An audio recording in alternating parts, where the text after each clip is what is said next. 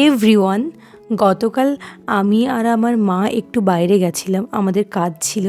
তো দুজনই টোটো করে চলে গেছিলাম। তোমরা জানোই যে আমরা মা মেয়ে মিলে টোটো করে যেতে কতটা ভালো মানে বাসি আর কি। আর এখন ঠান্ডার সময়, এখন টোটো আর খুব একটা যাওয়া যাবে না, এখন বাসই ভালো।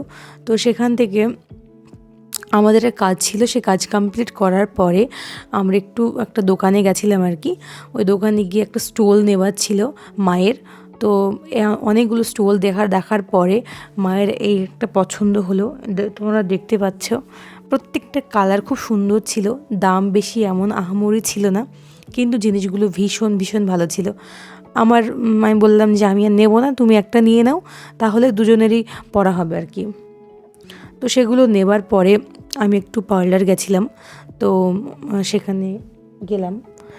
তো আর কি, অনেক দিন ধরে আমার চুলটা অনেকটা বড় হয়ে গিয়েছিল, তো জাস্ট একটু করে ঠিক করার জন্য চুলটাকে ঠিক করতে অনেকটা সময় লেগে গেল, কেননা পার্লারটা একটু ভিড় ছিল।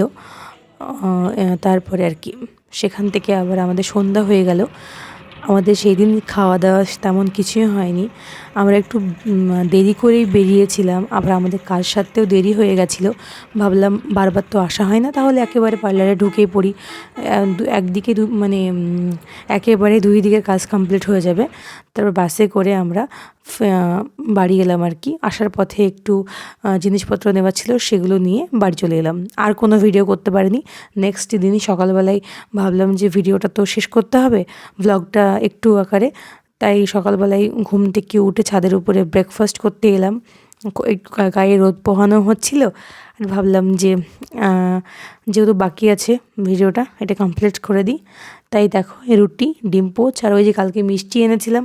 আমি কোথায় যাব আর মিষ্টি নিয়ে আসবো না, সেটা মানে হয় না আর কি। খাবারটা বেশ আমার পছন্দ হয়েছিল। আজ আমি যেদিন গেলাম, মানে গতকালের সকালে মুদিকার থেকে আমার অনেকগুলি প্রোডাক্ট এসেছিলো। এটা যেমন হানি তুলসীর একটা এটা আমার বাবার জন্য, কেননা ওনার প্রচুর সর্দি হয়ে থাকে। তো সকালে এটা মোটামুটি 15 ml করে খেলে বেশ ভালো একটা রেজাল্ট পাওয়া যায়। আর এই হলো চটপটি, খুবই সুন্দর। এটা আমলকি চটপটি, দারুণ খেতে। মানে কেউ যদি কখনো না নিয়ে থাকো, আমি তো বলবো একবার রেকমেন্ড করব পার্সোনালি, এত ভালো ওই মোদিকারের এই চটপটিটা।